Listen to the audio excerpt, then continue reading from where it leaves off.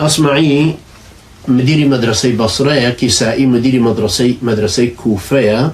شون اما لفقها مدارس من هي، اما مدرسة امام ابو حنيفة يا مدرسة رأي ومدرسة حديث هي.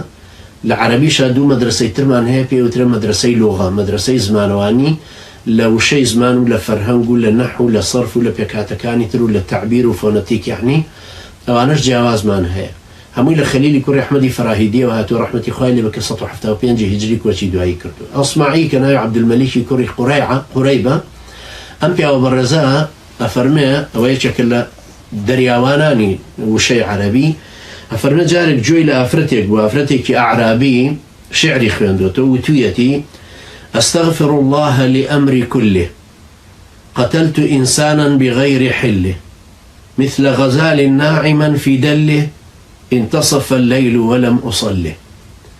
أن جاء عليك أصمعي جويلي وتقاتلك الله، ما أفصحك، يعني ما قوة بلاغتك، يعني تشروان بيجيتو أو قاتلك الله. ها هر الأمل الكردي شوان على أي خوابي يقري كرة تندني خوشة ما سيوانيك بيفوتين الدعاء مردني ليبكا، والله هي أعجابونك سرسامبونك بي الله أفرتك بي ودو تيجات خو أما بلاغية لتشاو أماك خواي قورا فرمي: وأوحينا إلى أم موسى أن أرضعيه فإذا خفت عليه فألقيه في اليم ولا تخافي ولا تحزني إنا رادوه إليك وجاعلوه من المرسلين. آل راك خواي پروردگار ليك آياتا دو خبرو دو أمرو دو نهيو دو مجليتياكو كردوتو لدو خبرك يا فرمي: وأوحينا إلى أم موسى خبروا بإيمة داك تشون وحي وناردو بو دايتي موسى فإذا خفت عليه أوش ديسان خبرك إذا بإيمة تشون بي فرموك أجر ترساي لي وابك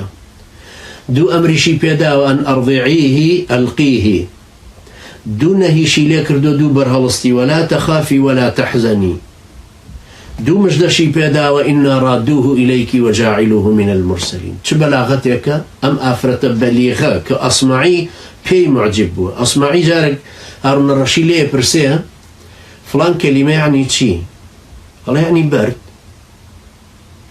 الله شون يعني برد، الله بلا يعني بردي فلان نوع آوى. دعي هارون الرشيد بيعلم مالي لا أرى عندك حوشي الكلام، هذا باش نابينم كلمة غريب لا يتوهبه.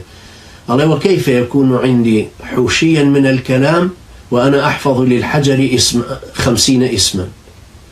شون كلمة غريبة ملا درست به كهرب وناوي برد بنجانا برد زانمشي بنجانا يما بنجانا ونازاني أرين زيخو بردو تشكو برد زوره و خلق للعدي خوي بيشوا تاشا بردي حسانو كتشاقوي بيتيجا كيتو خرا بردي قوشقاني إذا برد كان كهماني ملمنا معانا بلا أو تصورك ببي حجم ببي رنگ ببي زبري ولوسي ببي هي كناري درياه هي ناو درياه هي شاخة هي رشاخة فكو أنا مش عندك ما نبابت أنا بالتأكيد طبعا هي أما أنا قات زماني عربي بالتأكيد.